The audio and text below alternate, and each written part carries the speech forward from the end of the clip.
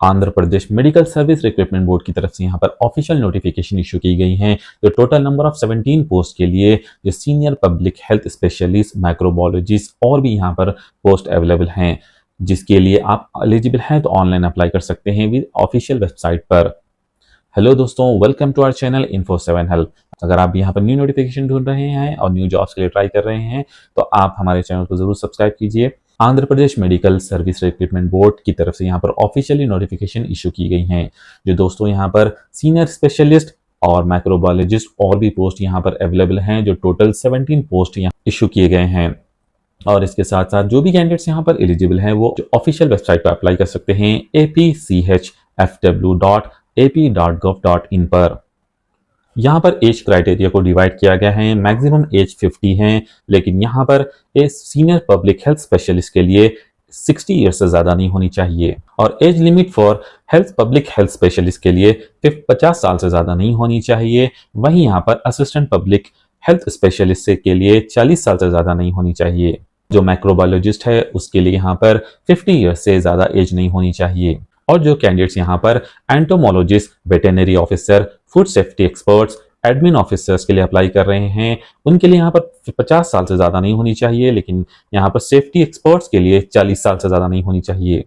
Technical officer finance में जिनकी as 50 साल से ज्यादा नहीं होनी चाहिए। और जो अप्लाई कर रहे हैं रिसर्च असिस्टेंट्स के लिए, उनकी यहाँ पर 40 साल से एज नहीं होनी चाहिए। और इसके साथ साथ टेक्निकल असिस्टेंट्स के लिए जो अप्लाई कर रहे हैं उनकी एज यहाँ पर 35 ईयर से ज्यादा नहीं होनी चाहिए।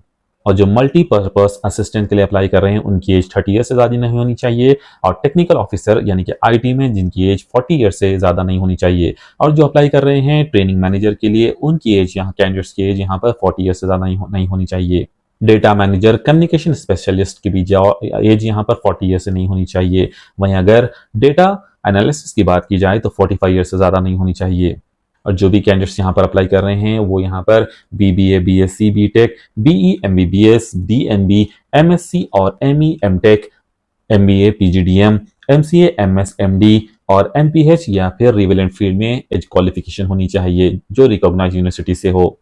दोस्तों यहाँ पर सैलरी भी पोजीशन के हिसाब से अलग अलग रखी गई हैं। जो सीनियर पब्लिक हेल्थ स्पेशलिस्ट के लिए 1,75,000, वहीं पब्लिक हेल्थ स्पेशलिस्ट के लिए 1,25,000, असिस्टेंट पब्लिक हेल्थ स्पेशलिस्ट के लिए 75,000, माइक्रोबायोलॉजिस्ट 1,25,000, एंटोमोलॉजिस्ट वेटेनरी ऑफिसर के लिए 75,000, एडमिन ऑफिसर, टेक्निकल ऑफिसर के लिए 75,000, वहीं फूड सेफ्टी ऑफिसर के लिए 50,000, रिसर्च असिस्टेंट और ट्रेनिंग मैनेजर के लिए 60,000, टेक्निकल असिस्टेंट्स के लिए 30,000 तक होगी और वहीं मल्टीपर्पज असिस्टेंट्स के लिए 25,000 रुपये सैलरी रखी गई है।